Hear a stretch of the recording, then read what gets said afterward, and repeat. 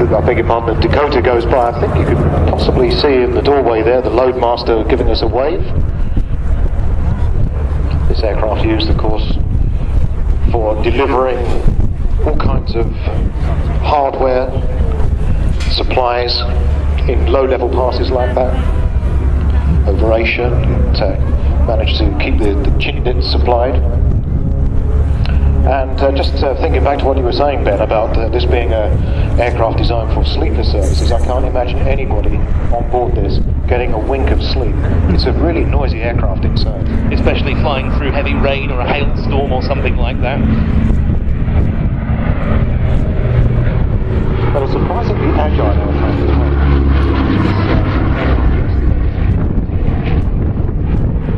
Turned on a sequence. Quite surprising performance, very striking. Yes, it is. That performance delivered not least by the two Pratt & Whitney R1830 twin Wasp 14-cylinder radials, each delivering 1,200 horsepower. As far as the RAF service of what it named the Dakota was concerned, it took its first Dakota 1 on strength in India in 1942. Eventually, though, it would come to operate some 1,900 examples, using them notably in the Second World War in Burma, on D-Day and at Arnhem. The last of them were retired in 1970, but the RAF has operated this aircraft again after it served with the Royal Aircraft Establishment for some years, since 1993, when it passed to the Battle of Britain Memorial Flight.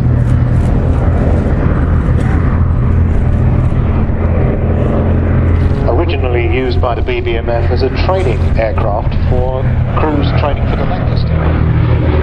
But in more recent years, the significance of this aircraft has been more appreciated, and now it's a display aircraft quite like in its own right. It's taken part.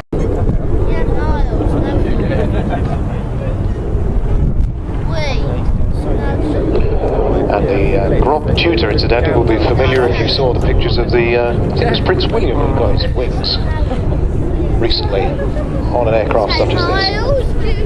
But if you want to go and have a closer look at one, there's a tutor from the Cambridge University Air Squadron in the Duxford Flying Village on the ground. And just touching down on the hard Battle of Britain Memorial Flight, DC-3.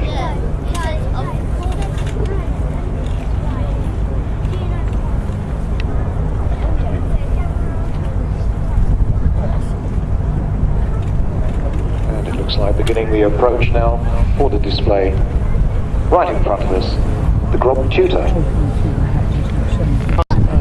And here they come, the Provost T1 and the Jet Provost T5A.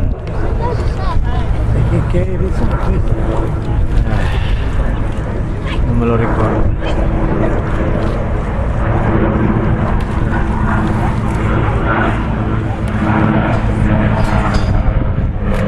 While both these types have been quite long retired by the Royal Air Force, the Distant Provost especially, they're still used for training, in fact, these two, because they're owned by Cook Aviation. And this aircraft of the tail dragon.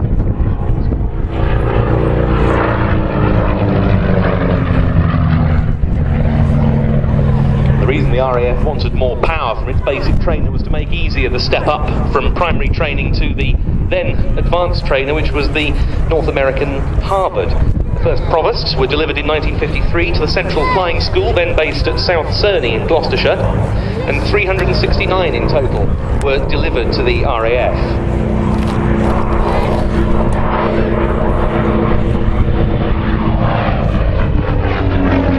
The engine is now the United 126 9-cylinder radial with 550 horsepower. The Provost's top speed of about 200 miles an hour.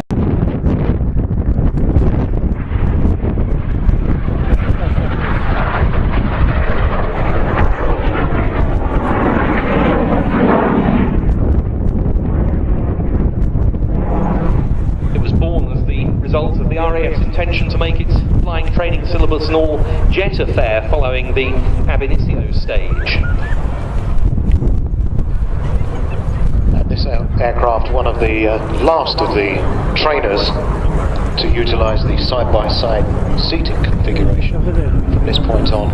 Downwind, we go back to the the Royal Air Force of 1918 with the Bristol F-2B fighter and the Royal Aircraft Factory SE-5A.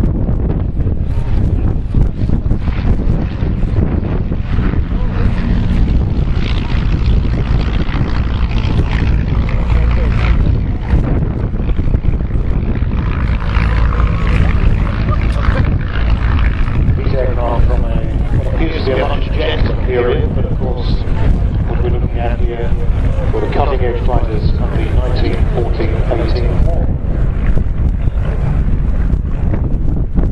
And they flew left.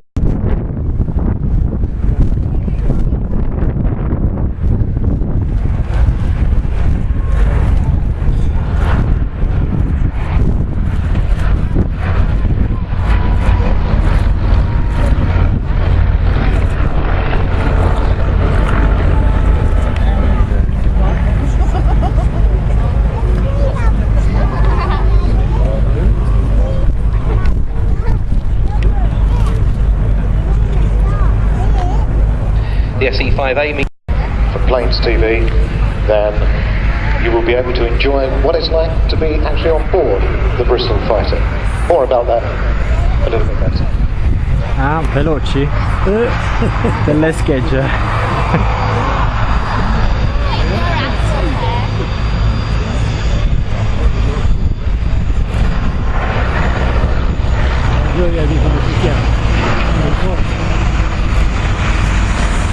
And as we watch these aircraft, it's not thinking about the result of which 2 were destroyed. On this occasion, he only returned home when the enemy scouts had been driven far east. His Lewis gun ammunition was all finished and the belt of his Vickers gun had broken. This officer is considered, by the record he has made, by his fearlessness, and by the great service which he has rendered to his country, deserving of the very highest honour.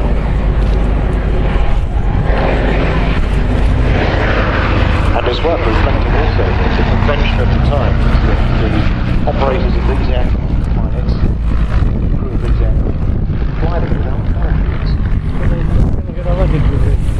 There was a thinking that if... And they were based at Duxford, of course. In fact, stationed here for both acquaintances of the 2-Flying Training School and the Cambridge University Air Squadron.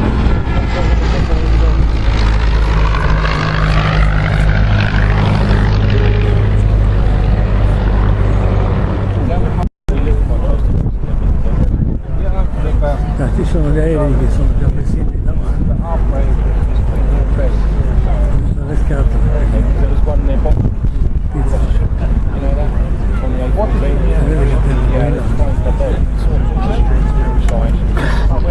And Sally B once again home to roost. Back to a home nest here at Duxford. Stay up, Sometimes anyway, and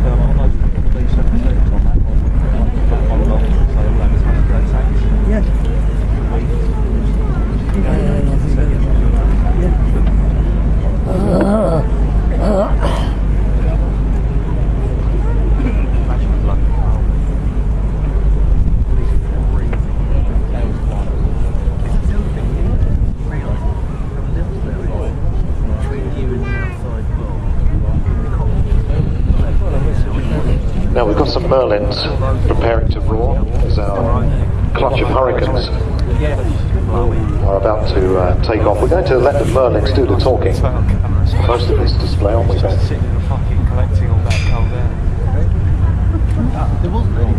3 Hurricanes at the threshold at the moment, and the 4th, the second aircraft for the Battle of Britain Memorial Flight, has just now fired up on the flight line.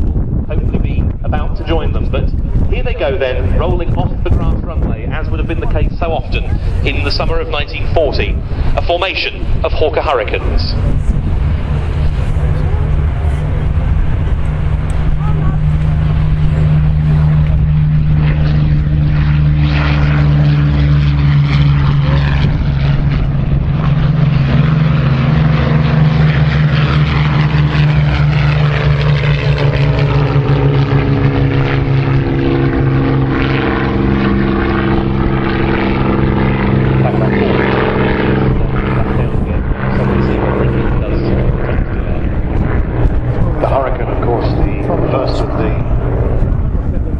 its modern, as it were, single wing fighters of the period, entering service at Northolt Ecco là. Ah, questo non era. Questo è un in Grumman. 1937.